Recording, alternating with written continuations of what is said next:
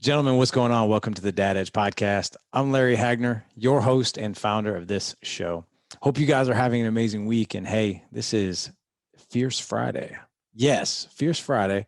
Number two, I know for my gosh, I think it's been over 4 years now we've had Thursday Throwdown. But I've taken some feedback from some of our audience members, and I like to just give you guys a bit of a breather, a little bit of a break between Wednesday and Thursday, because normally it's like a Wednesday Q&A and then Thursday. So, hey, we're allowing you guys some breathing space. So, hey, we got Monday, we have Wednesday, and now we got Friday. And by the way, make sure you tune in on Monday. We have Ben Newman coming on the show from The Continued Fight, who is a mental toughness coach for professional athletes. He's written 7 books. It'll be an amazing interview, one of the most authentic interviews I've had yet. But hey, you guys will absolutely love it. What we've got for you guys today is living your most authentic self as a man, as a husband, as a father, as a business owner, as a busy man. I don't think I've ever met any guy on the planet who hasn't been in that season of absolute busyness to the point where we feel almost crippled at times from the amount of things that are on our mind, on our heart, on our calendars, or on our to-do list. We just can't keep up. And that can be absolutely exhausting, especially if you're busy running a business, you've got kids, maybe you're tinkering with some real estate, maybe you got all these other things going on. But how might we show up in the best possible way that we can for our family, for our kids, in our business, all the things that have our attention, yet and still go out and execute the life that we truly want to live without feeling stress, overwhelm, or all these things that just literally tax the heart and the mind of men out there. There is a secret. There is a way that we can do this. And it's not as hard as we possibly make it.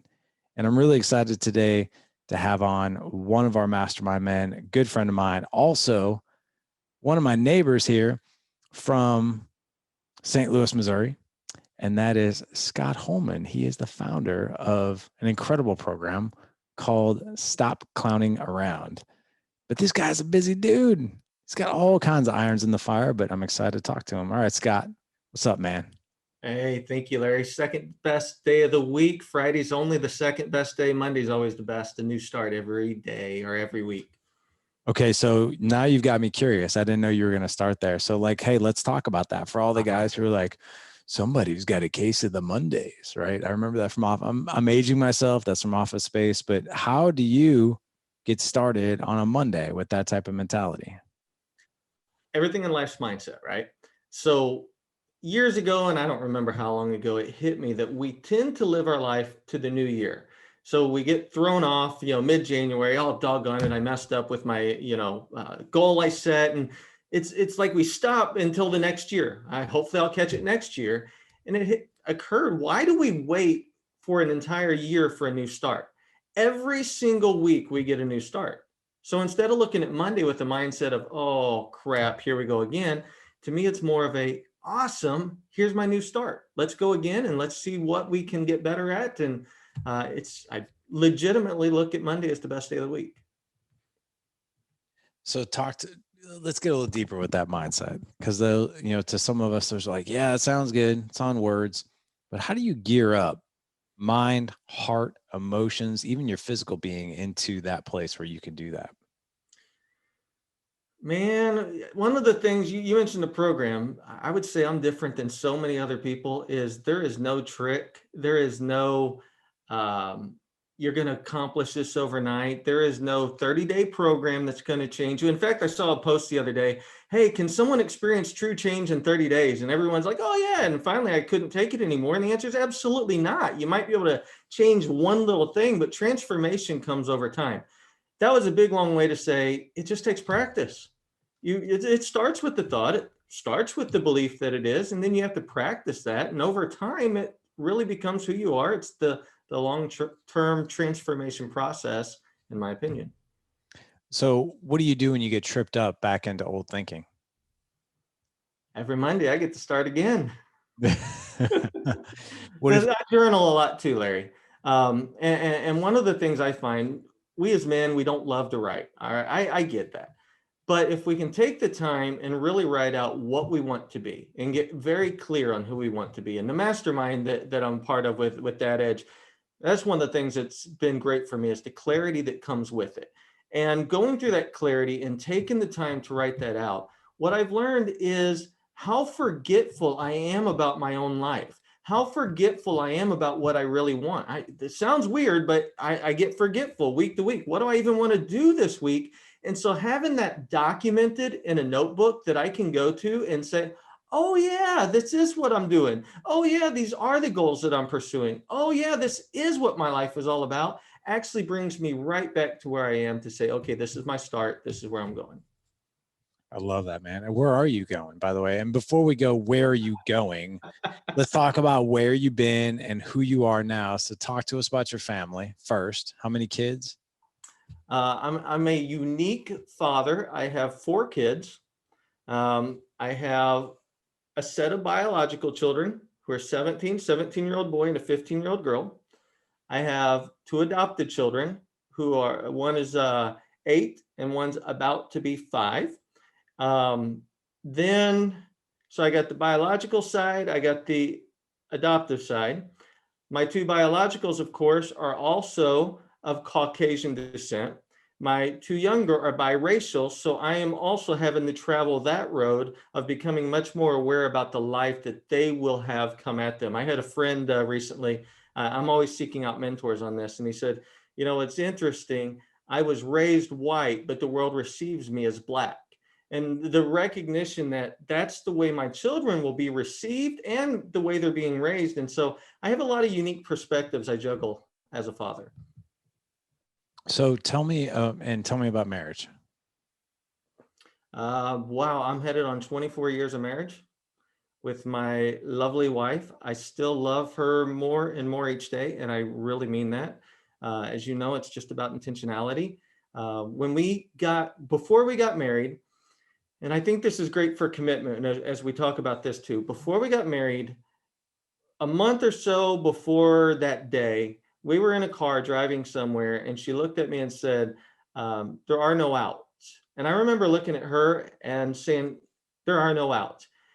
I don't have any clue what I said on wedding day as far as vows. And I know the vows theoretically say there are no outs, but there was something about that day. We both meant there are no outs. And so when we go through tough times, and we all do, there are no outs. So we have to work through it. We find a way through it, and it comes through intentionality. And when you come through that valley, all of a sudden you love them more than you did kind of going into it. So 24 years of that, she's pretty special. 24 years. You don't even seem like you're old enough to be married 24 years. I got married young, but 24. All right, so let's talk about marriage first. You know, on this podcast, we talk about marriage all the time. Mm-hmm. And we really try to, especially with the guests, we really try to dig into what is it that makes your marriage work? What are the things that you're doing to keep it working? And also, I'd like to also talk about any type of time where you're like, man, this is kind of a dark time. I'm not exactly sure how to navigate this one. But let's first talk about how have you been able to keep your marriage in that place the way you described it, which you love her more than you ever have. It's the best it's ever been. What's been the secret to that? It's always hard to find one secret. Well, you can list a few. But no, I try to boil it down because our minds can only comprehend so much anyway. I think if I boil it down, I boil it down to communication. I was going to say, be best friends. I think one of the faults we have, and listen, we can have a lot of friends, and that's cool, but I see a lot of guys who spend more time with their guy friends and a lot of ladies who spend more time with their lady friends than they spend with each other. I think there's a responsibility of becoming best friends in the marriage, not just lovers. But I think all that really comes from communication. The more time you spend just talking to someone and finding common ground, the more you like them. And so I think that's the key, is communication. We may talk about it in a bit. You know me personally. You know that I'm busy. We talked about busy earlier. One of the things my wife and I do, maybe it's the flexibility of my job, we talk all day long, literally. honestly, she's already texted me here while we're talking. She knows that I'm busy. I'm not texting her back, but if I wasn't busy, I would text my wife because we just talk all day long, and that just keeps us connected through the moments. And what do you guys talk about all day long? I mean, is it surface level stuff, or do you guys tend to ask good questions like just randomly during the day, or is it like an ultimate connection or more logistical? I'm going to say it's mostly surface stuff, what's going on Okay. at the moment. She needs to vent about something. I'm her person, which is hard because sometimes I don't want to hear the vent, right? Sometimes I'm like, oh, I want to fix everything. It can be venting. It can just be surface stuff, something going on with the kids. It can be planning a trip. We're going on a trip this weekend. So that's fun and exciting. That's key also. That intentional time is very important. It's probably a little of everything. And we just we just like each other. That's awesome, man. All right, let's get back to the kids now. So Hmm. you have 4 kids, 2 biological, 2 adopted. And what are the mix, boys and girls? 3 boys, 1 girl. Okay, so how does Scott go about raising, strong, confident young men and Hmm. then strong, confident young women? Again, I'm going to call it communication and time. Okay. You just got to find the time. And there's always that thing, quality time or quantity time. And I think it takes both. I really shoot to each week have quality time one-on-one with each of my children at some level. That may have only been 10 minutes, but it is their time. I really shoot for that. I connect on their level. That was the hardest thing to do. At some level, I believe most of us fathers and mothers try to live vicariously through our children. We want them to live the life that we kind of liked or wish we would have lived. And so we can sometimes try to make them into what we wanted. And I find that to be a flaw for me and many. So I've learned I have to live their life. Who are they? How are they designed and what are they interested in? And even though I might not have the interest, I need to find that common ground and be the father for them where they're at instead of asking them to be where I'm at. So it sounds like for you, you try to enter their world, I right? think that's the only way. So when I say something like this, what does it mean to you? If I say something like view the world through the eyes of your children, what comes to mind for you? What emerges for you? Um, so this is a long story, but I teach on perspective of a lot because I think perspective drives everything in life, especially all our interactions. Larry, when I was in the 4th grade, I got there, or my mom got that call that she needs to take me to the eye doctor. I didn't recognize it. I wasn't seeing the board clearly, but went to the eye doctor, and I left the eye doctor with glasses that day. And I remember a time in 4th grade when there was about 4 other kids in my class that had glasses, and we began to share our glasses. And I would put the glasses, next guy's glasses on, expecting the world to be clear like they were with my glasses. And when I put them on, everything was actually blurry. And I think that's a great aspect of perspective. The reality is every one of us have a different set of lenses we see the world through. And you can't change that lens. It's based on experience. It's based on how we were designed. I believe God designs each and every one of us. All of that kind of comes together to a person. If when I see the world through their lens, it's the recognition that their eyes do not see the way my eyes see. And if I can understand that and take the time to listen and take the time to view from their perspective, I'm going to be much better as a father. And by the way, I'm going to go ahead and take this to the next level. I'm going to be much better as a business leader in whatever I'm doing because of that skill set of meeting people where they see. So do you do the same thing with your marriage? I try, but I'm not as good at it. Yeah. that's why I asked. That's why I I asked. don't know why, but I'm not Yeah. as good at it. And some of it's so much easier to speak about than it is to practice, of course, right? But that's why we're always in that process of transformation. So the reason I want to go back to something that you said, because I think it was so appropriate for every man to hear, right? When our wives are venting to us, our knee-jerk reaction is to solve. We're wired to be a problem solver. We're wired to be hunters and gatherers, right? We are wired to provide solutions even, right? And even when we know all day long that, hey, she doesn't need a solution right now. She doesn't need me to fix her problem right now. In fact, if anything, that's going to probably make her feel worse, right? But at the same time, it is so hard for us. And I think a lot of it has to do with the fact that we care about our wives so much. We don't want to see them go through any suffering. So we immediately put on our Mr. Fix-It hat. Mm-hmm. But for you, you made that mention of, I try not to solve her problems. So when you catch yourself in that place of like, all right, I know exactly what needs to happen here. I know what will solve her problem and take all this stress and heartache away from her. But yet I know at the same time I need to listen. And by the way, side note, I'm sure you're not perfect at it at all times. I know I'm not. But in the times that you are successful with it, how do you flip the switch? Well, I have to first start, and the reason I'm laughing, if she listens to this episode, she's gonna go, "BS, you don't do that," you know. I do my best. I do my best. Most of it's awareness that this is the way they're wired. If we understand that they're wired this way, we can kind of shift, but we get caught up in our doing things the way that feels natural to us. It's normal. We all do it. I want to fix.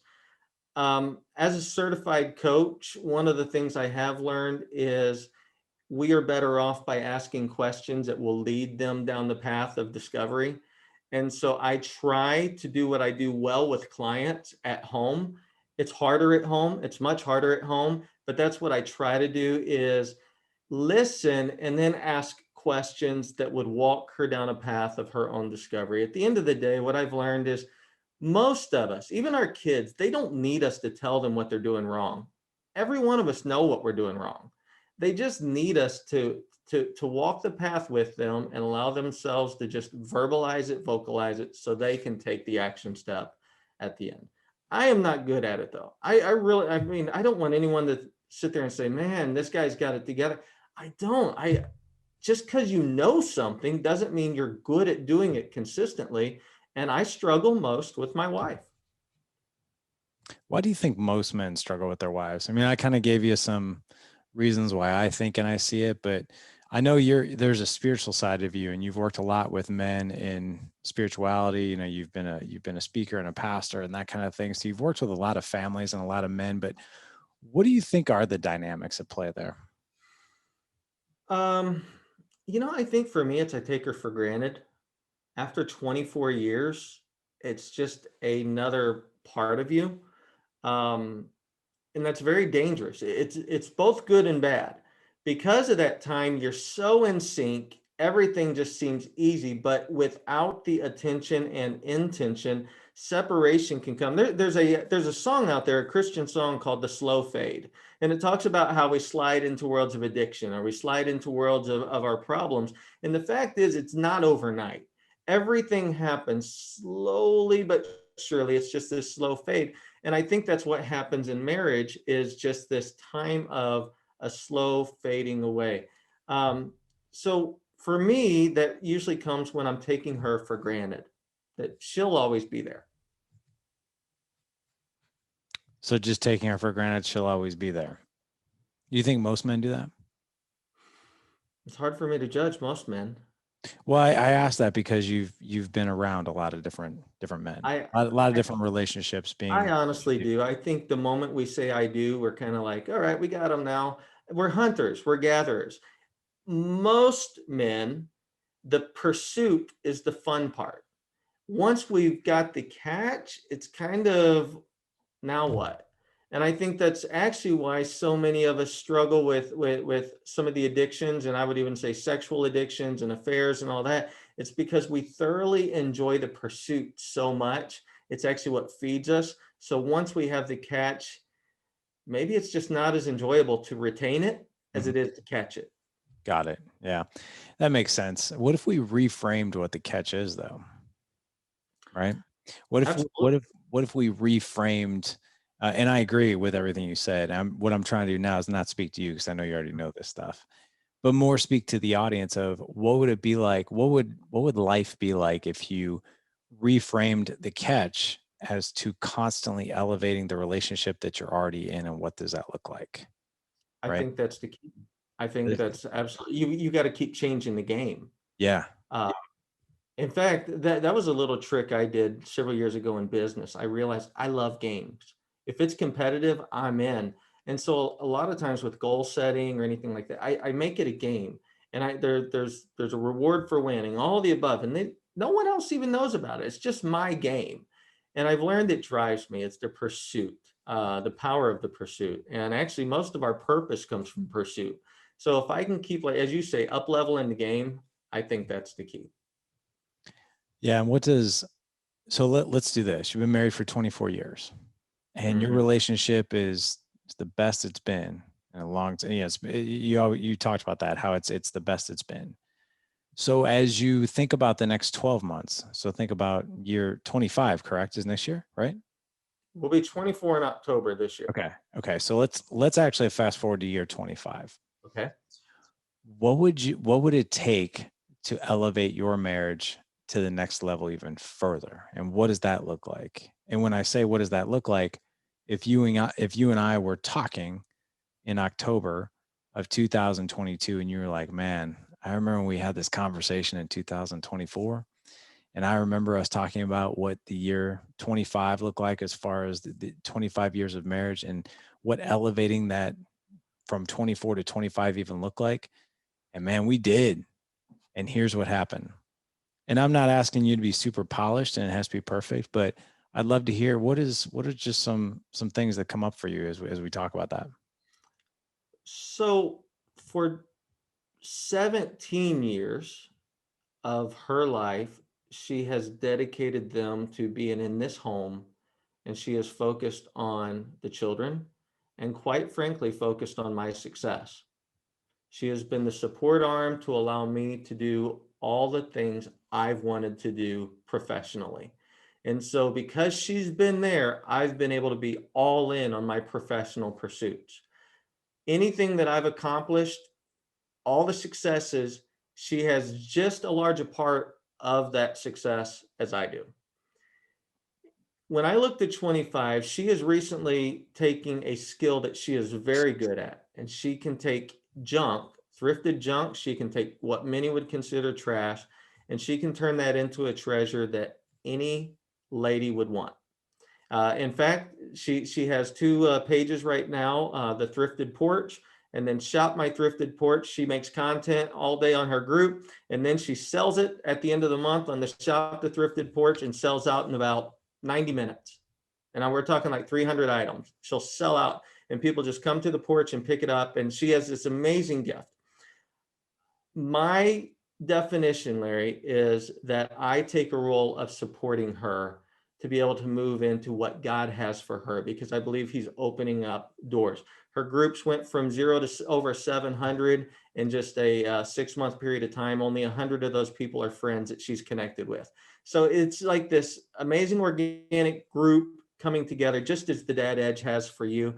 I want to support her for whatever God has. And in that support, I believe it bonds our marriage. I love that, man. So talk to us then about you've put in breadcrumbs and sprinkles in here of your business, which I Mhm. know going back to busyness, and then we're going to circle back to family after this because I don't think the men know exactly who they're listening to right now as far as all the amazing things you have going on. So share with us, what does Scott Holman do in his spare time? Oh, wait a second. You don't have any spare time. I have no spare time. No. No, but talk to us about what you're doing in the world. Well, I have let's call it the day job, the W-2. I'm a director of sales for national accounts with a very large security company. I have a team of people that I manage their sales on the day to day. I have my organization, Stop Clowning Around, which is really developing human beings into a level of mastery. We can talk more about that if you wish. And then recently, I've taken on 2 properties that we're flipping, and I don't have time for that, but there's strategy in that on the connection with my family. And so where my 2 older kids are at and their interest, I took these on both from a financial investment because they will be solid investments, but for the investment in our bonding and developing of my children. So yes, with that, there is 0 spare time. If you ask me what's on TV, I have no clue. And actually, I haven't watched TV in years, but for the most part, I try to keep myself busy. And when you're intentional with wife, kids, and business, there's not a lot of bandwidth for other stuff. Get it, man. I love it. Um, how do you separate then when you've got that many things going on, and yet you've been able to create this incredible relationship with your wife? And it sounds like you've got a really great relationship with your kids, and you do well. I mean, you've been a part of our Dad Edge Accelerator Mastermind, which is for business owners, for over a year now. So I've seen how you've created this and what you've done. But what has been the secret behind doing all these amazing things, making these really bold moves in your professional career, launching a business, now doing real estate, somehow, some way creating the incredible marriage that you have, along with the connection with your kids? So, and I know the mastermind goes with the same similar loops, but stop clowning around. Because of the clowning aspect, I tend to look at mastery. And then I like to look kind of from that circus perspective. You know, I have the book Stop Clowning Around, and I use kind of a circus theme in there, Larry. And there's three rings to most circuses. And most of us feel like our life is a circus, or let's call it our show. It's the show we're trying to be the master of. And I did some study into the three rings, and I thought it was very interesting as you got the three ring circus and how it came about. Of course, the circus started with one ring. But then as the thrill of the circus and the awareness of the circus came, more and more people would come, and they expanded the tent. And what they realized is not enough people could see what was going on. So they went from one ring to three rings. And you could call the side rings the side shows, in essence. So the center ring always had the most important piece to the show going on, but there was always stuff going on in the side rings as well. To me, that was a beautiful picture, because I think in life we are leaders or masters of three areas. We must be able to lead ourselves, we must be able to lead our families, and then lead our business. And when we recognize, we like to live in this idea that there's a work-life balance, that everything's balanced 100% and everything's cool at all times. Or we like to live in an idea that I'm going to be so focused here and just sacrifice what's going on in the other areas, but they'll be okay. And neither of those really work. To me, the picture is there are times that our intention and attention is on the main act. And that main act has to shift. Sometimes it's on yourself, sometimes it's on the family, sometimes it's on the business. But the recognition that when you're focused in an area, the other two areas are still live, they're still active, and we have to ensure that we have the processes and systems in place to keep things going on. The how to is recognizing that I cannot let any of these rings just stop, but sometimes the attention may be shifting where it needs to be shifted at the appropriate times. And that requires grace too, because there's times I might want to be in one area, but I really need to shift it to another area because it's just more important at that moment. Got it. That makes total sense. So you are extremely intentional. I love this new word that we've been talking about a lot lately, and that's containers. Containers of time, containers of boundaries, containers within your family, containers within your marriage and your business. And to be most effective and efficient within those containers while you're in them as possible. Because most of us, we're like squirrel, it's like, oh, squirrel, oh, this, oh, that's shiny. And we're like ping ponging all day on, like constantly, right? We're busy, but not productive. Or we're busy, but not effective. Like, right? Busyness has never driven results. Productivity drives results. Being intentional with your marriage and knowing what to do and when to do it, that drives 24 years of marriage being at the best place you possibly have ever been, even looking to the future, knowing that year 25 is going to be elevated even more, right? Right, right. So I'm going to ask you a question. I'm really big on the tagline that we've been using for a long time. And for those of you who don't know, by the way, just in the audience, live legendary, legacy is forever. Live legendary, legacy is forever. And what does that mean, right?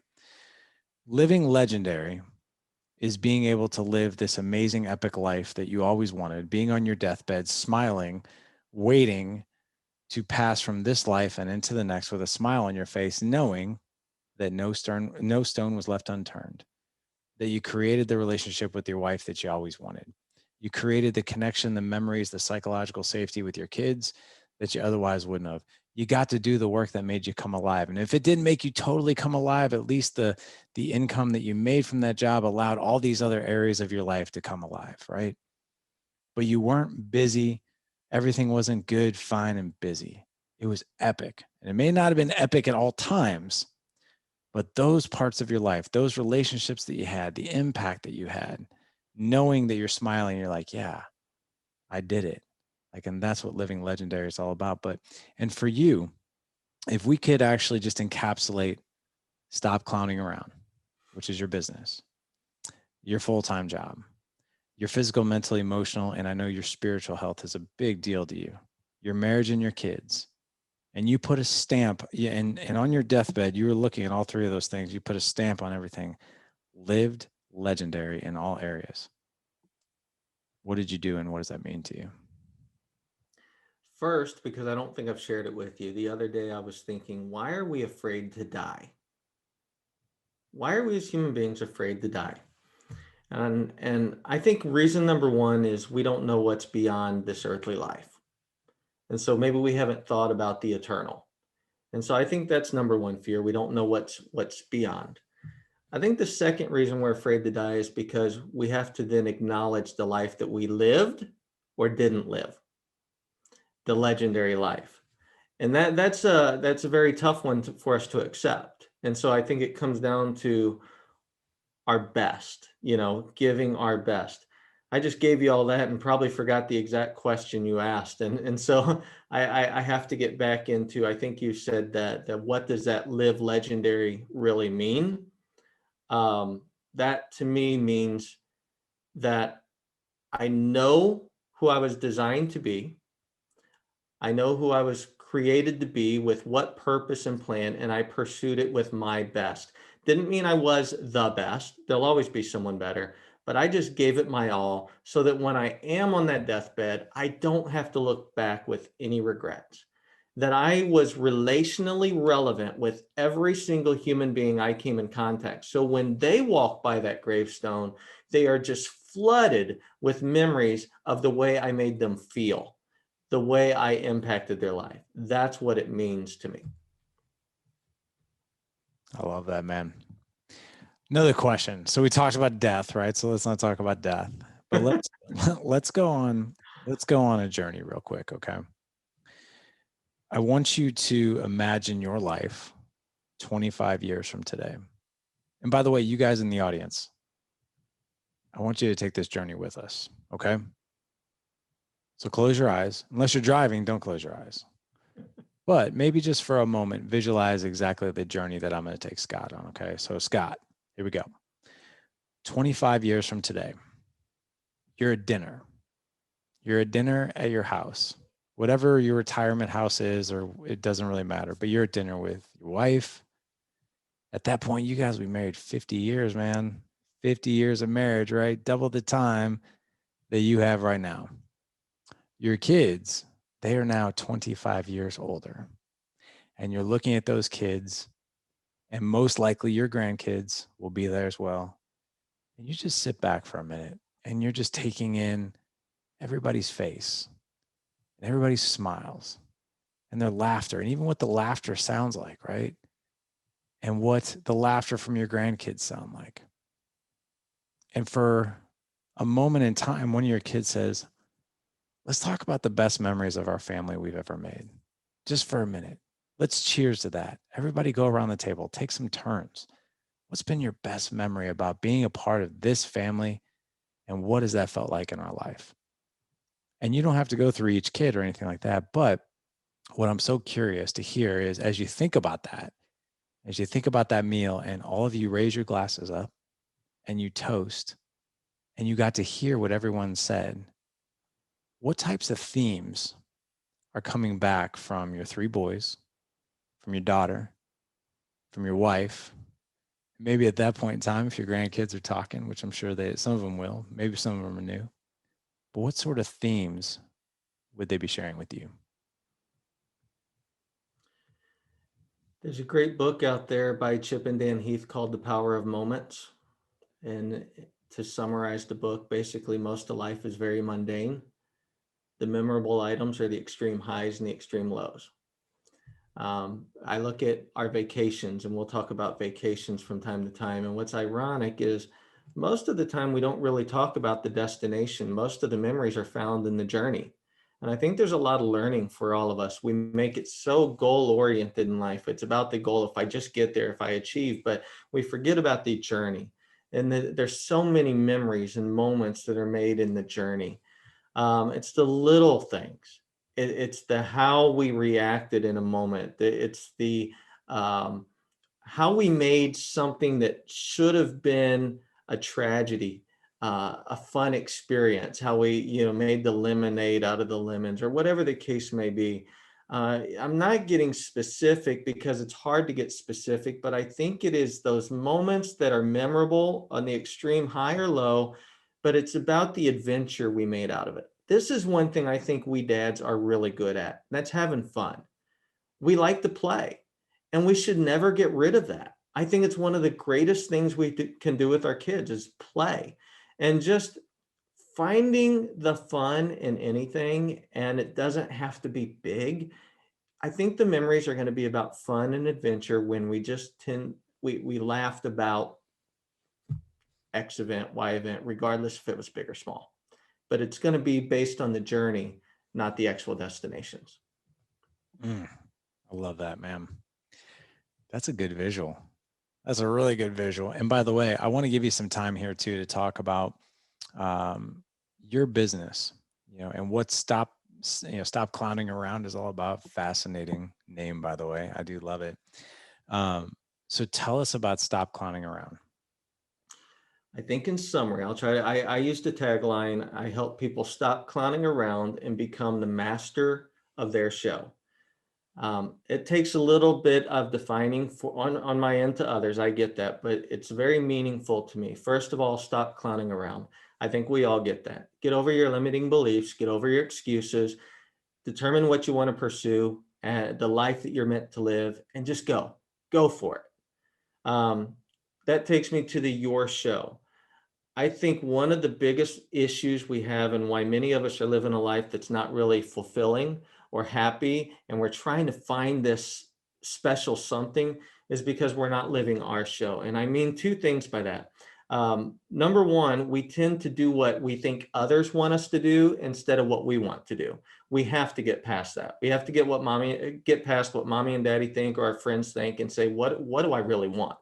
The second part of that, I'm a man of faith. I've brought that up. I truly just believe that we are all designed with skills, strengths, behaviors, weaknesses. All of this comes together to make us a person that has a show that we're meant to perform in. And then when we find that, pursuing what's us brings fulfillment. Then the master part's important too, because it's all about mastery. It's the journey of mastery.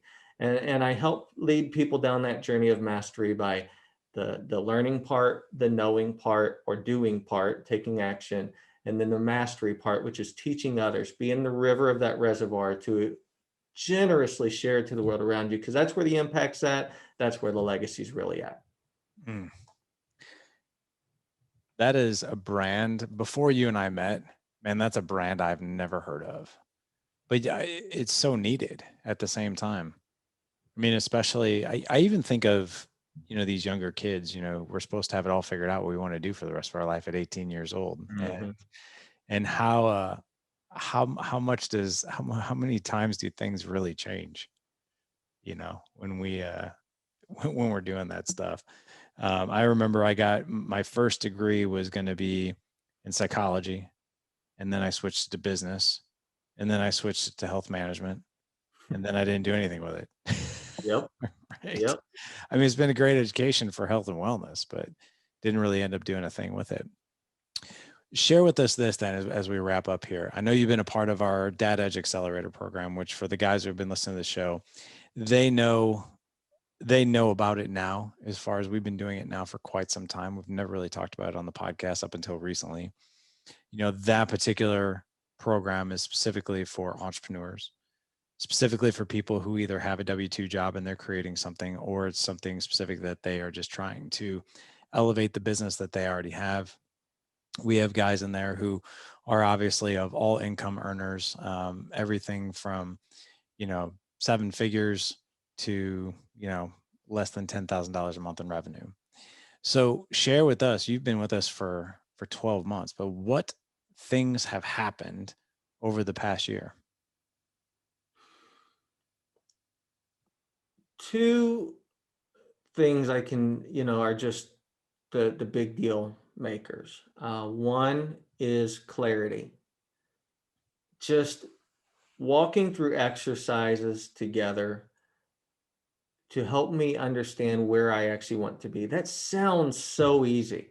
I made it sound so easy at the beginning. You know where you want to go, you write it all out, and you just revisit it. All that sounds so easy, but coming up to where it's clear for you to see not only where I want to go, but what actions do I need to take to get there, and how am I going to respond to this or that. That just takes time. And the exercises and the people in the group, the community in the group, help bring the clarity. The second part, and probably the most important part, is the people. We all know the Jim Rohn quote, you're the average of the 5 people you spend the most time with. Being in a room with these guys and watching their successes and the vulnerability of the failures too, it's challenging. It's challenging to pursue hard in the areas where you should pursue, but also challenging to dig into where you're weak but never admitted, but that guy just did, and saying, am I man enough to admit my vulnerability? These relationships are just a key component to what has brought me to where I am really a year later, the clarity and all the above. I want to add one more part that is interesting, because you said, what's the key to the relationship of your wife? Honestly, I'm a DISC, which is a behavioral assessment program. I'm a consultant in that. So I understand all the different levels, and I'm kind of like opposite of my wife. It's kind of interesting how the opposites attract. And one of the things she would tell me, because I'm a dreamer, a visionary, is you exhaust me. I was sharing all my business stuff with her, and she got to the point where it was a turnoff. I would just watch her body language shift. To this day, I'll watch her body language shift. Larry, what it's actually done is I have a group of people that I can share what's on my heart with, who also are aligned with me. And I don't have to go to my wife with that. So that's also benefited my marriage, because now I am putting that weight on others who it should be on, not on the one that it shouldn't. There was a great quote in the Facebook group, the Alliance, the other day. I won't share it right now, but we're happier as men in our marriages when we remember what the purpose is with our wife and who we are to be with them. What are you most excited? By the way, just to recap that before I just dive into that, you're right. I think there's a lot of marriages out there that would be better served if we took some of that professional energy, like if we're business owners or things that we're doing or things that we're creating. Because yeah, you're right. My wife and I, we're the opposite as well. So when I think of when I'm talking to her about those things too, she's like, it's like a deer in the headlights. Mm-hmm. But if I'm able to not only direct those conversations into an accountability group, a mastermind group, where not only can I be held accountable to do things, but my ideas are elevated, I can then save all that other good stuff for our marriage and not for that. Right. So I love that. What are you most excited about when it comes to your brand over the next 12 months? What's the next evolution look like? I'm really excited because I now know who my brand is for, or where it's landing best. We mentioned the younger people, they need it. We adults understand they need it. I experimented and played in that group. I spoke at a school just 2 weeks ago. It was a great experience, but young people don't feel the pain yet. And unfortunately, transition happens when we're running from something or running to something. And most young people just they can't comprehend it yet. I've really found a strong niche of people who need my brand, specifically those business owners or executive leaders who have raised their business up to this plateau level because of their own excellence, but they can't get to the next level because they never built a team or the systems and processes behind them to get there.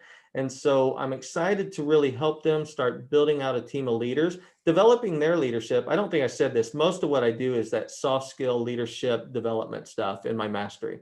And so helping that leader or that business owner develop in their own skills, but also identifying who their 2 or 3 people are that they want to develop as their leadership team so they can actually move to their next level. And I'm getting a lot of traction now and finding that area. So that's my excitement for next year. It took me a while to find who is my client and actually who has the money to be my client as well, so that my business can really be a business. I love that, man. Well, dude, this has been absolutely amazing. Truly, truly appreciated you coming on. Let me ask you this, and I'm actually going to ask you to please do not promote Dad Edge Accelerator. I just want you to speak from your heart. So this has nothing to do with Dad Edge Accelerator. I don't want you to mention it, but I want you to speak to a man that's listening right now that is trying very hard to develop something that is meaningful to him in business. Okay. Something that his heart and soul, he is trying to create it. And maybe he's at that point where he doesn't know where to start. Or maybe he started it and he's like, holy crap, like now what? Right. So I want you to go back to when Scott was just starting to clown around, was stop clowning around, right? And just share some words of wisdom for that guy who's just starting out right now. Give yourself some grace. Most of us think we should be the overnight success, but most overnight successes, when you start to hear the story, were developed over years and years of refinement.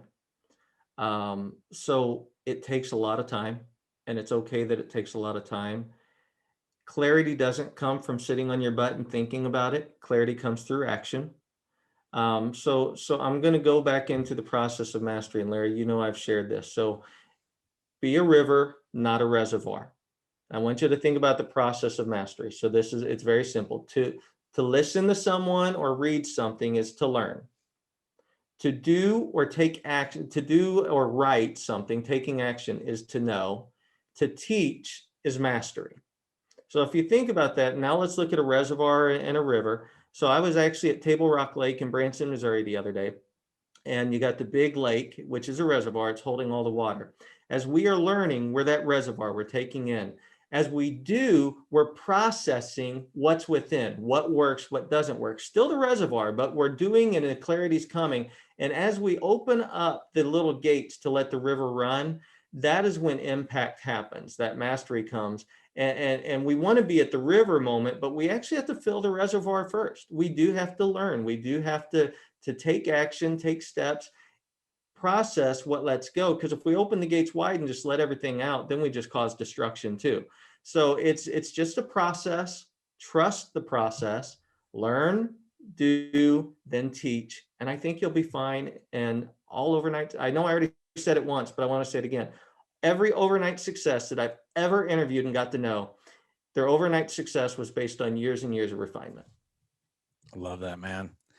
Very cool stuff. This was super helpful. And by the way, guys in the audience who are starting businesses, you're very welcome.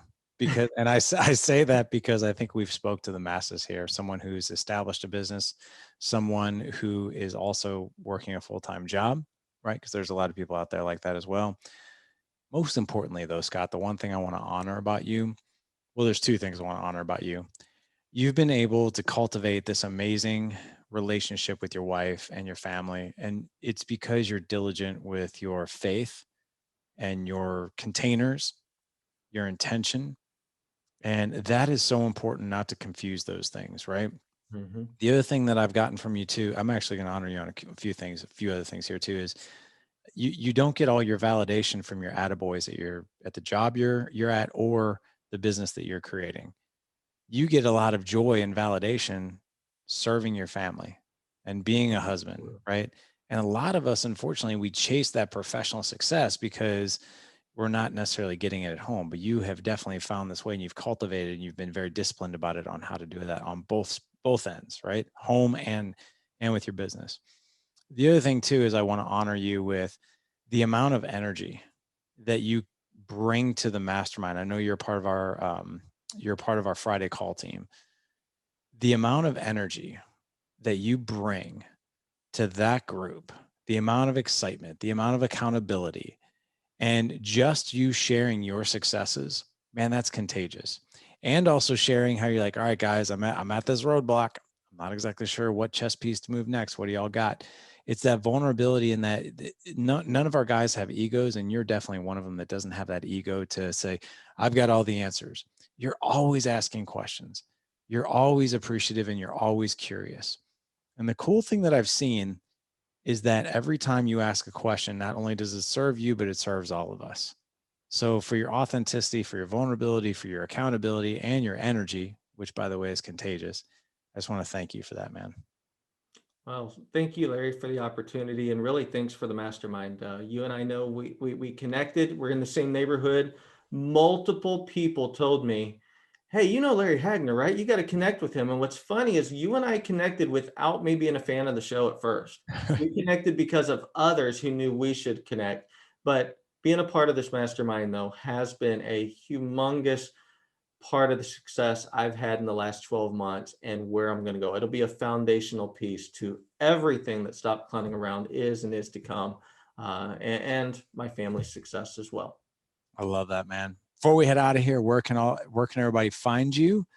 I know you have a book out there too as well. So let's make sure everybody can find your links if they want to connect with you. And there it is right there for those of you guys who are watching us on YouTube. Get the Uh, book, Stop Clowning Around, stopclowningaround.com. Easy website. And then I have an institute, Larry, where I do have a community at this point, private community, SCA for Stop Clowning Around Institute.com. That's where you can go to lean on guys that are like you, developing in their own leadership mastery, and take some courses, take some programs that'll help you grow to the next level. So that's where I'm at. Love it, man. Well, gentlemen, you're not going to have to worry about anything as far as remembering anything. All you have to do is go to gooddadproject.com/Friday 2. Friday 2. Gooddadproject.com/Friday 2. That's where you're going to find all the show notes. You'll also find actually an application process if you're a business owner, entrepreneur, or you have a side gig. You'll find an application if this has any interest in you whatsoever. But hey, otherwise, if you're just a dude listening to this show and you're like, hey, we talked a lot about marriage, we do have a resource for you. It's totally free. It's called 21 Days to an Extraordinary Marriage. You can find that in the show notes as well. It's just 15 emails over 21 days. Teach you 3 different skills, and 3 different challenges to elevate your marriage. And who knows, maybe at 25 years, you'll be celebrating the best year of your life too, just like my man Scott here. So Scott, thanks for coming on, man. Thank you, Larry. You bet. Gentlemen, go out and live legendary. Take care.